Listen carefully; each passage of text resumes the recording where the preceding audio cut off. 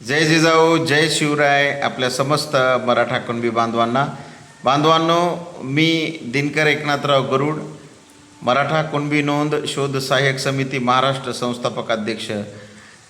जरांगे पाटलांच्या प्रेरणेतून, जरांगे पाटलांच्या कार्याचा समाजासाठी असलेली जी तळमळ आणि झंझावात आहे, याचे प्रोत्साहन घेऊन समाजासाठी आपण काहीतरी देणं लागतो या भावनेनं आपल्या तमाम परभणी जिल्ह्यातील असो किंवा परभणीच्या आजूबाजूतील तालुक्यांमध्ये किंवा आजूबाजूच्या जिल्ह्यामधील काही तालुक्यांमध्ये मराठा कुणबी नोंद सहाय्यक समितीच्या मार्फत अनेक आपल्या समाज बांधवांना डॉक्युमेंटरी मदत आहे. काही ठिकाणी त्यांना मिसिंग लिंक जुळवण्यासाठी आपण मदत केलेली आहे. अनेक कामामध्ये आपल्या मावळ्यांना, समाज बांधवांना समितीतर्फे मदत चालू आहे.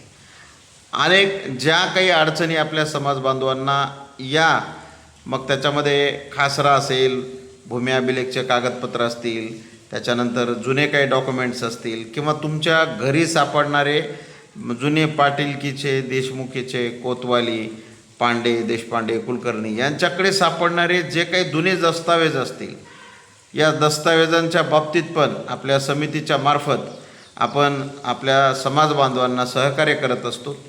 आणि मुद्दा असा आहे, आज एक विशेष मुद्दा मी घेऊन इथं आलेलो आहे की काही ठिकाणी असं होतं आहे की समजा एखाद्या बांधवाचं गाव आहे आपल्या परभणी जिल्ह्यामध्ये, परंतु त्यांचं 1967 पूर्वीचं वास्तव्य आहे तिकडे नांदेड जिल्ह्यामध्ये.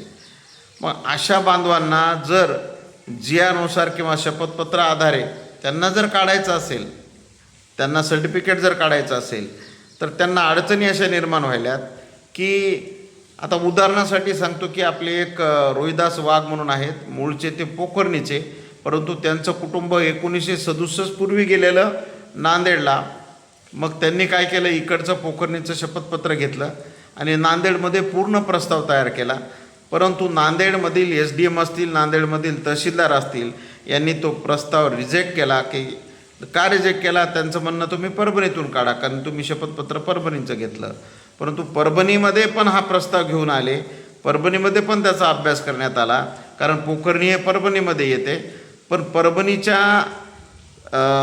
SDMमधून पण त्यांचा प्रस्ताव तिकडे परत नांदेडमध्ये पाठवण्यात आला आणि नंतर नांदेडवाल्यांनी हा प्रस्ताव रिजेक्ट केला. मग माझं असं म्हणणं आहे की हा व्यक्ती की ज्याला परभणी SDM पण GR नुसार त्याला हे देत नाही आणि नांदेड SDM पण देत नाही आहे. मग साधा प्रश्न आहे एक सामान्य माणूस म्हणून, की मग हे रोहिदास वाघ नावाचे व्यक्ती काय पाकिस्तानमध्ये राहतात का? त्यांना GR नुसार त्यांच्या जर गावाकडील घरातील एखाद्या भावकीचं किंवा भावाचं जर कुणबी प्रमाणपत्र वाघ कंपनीचं निघालं असेल, तर त्यांना मिळणे हा त्यांचा नैसर्गिक हक्क आहे. म्हणून असे अनेक उदाहरणं आहेत, असे अनेक प्रसंग आहेत की अनेक बांधवांना अनेक अडचणी आहेत. काही जणांच्या मिसिंग लिंक आहेत. मग आमच्या प्रशासनाला आमच्या परभणीमध्ये एक खूप सुंदर काम आहे की एक जरी मिसिंग लिंक असेल तर एक शपथपत्र ॲडजस्ट होते. परंतु काही ठिकाणी मिसिंग लिंक असतील तर अजिबात देत नाहीत. आणि काही ठिकाणी जे जुने दस्तावेज आहेत, जे की तुमच्या घरामध्ये आता सगळ्यांना आता कळून चुकलं की शिंदे समितीनंच त्यावेळेस मागितले होते अनेक दस्तावेज, लोकांना त्यावेळेस कळालं नाही, समजलं नाही. परंतु आता दस्तावेज येत आहेत, देत आहेत, तर काही ठिकाणी हे पूर्णतः नाकारले चाललेत. आणि मग हे एक चुकीचं आहे की जे जुने दस्तावेज ते नाकारले चाललेत. अशा अनेक गोष्टींच्या बाबतीत आम्ही माननीय संघर्ष योद्धा जरांगे पाटील यांना भेट देण्यासाठी जाणार आहोत.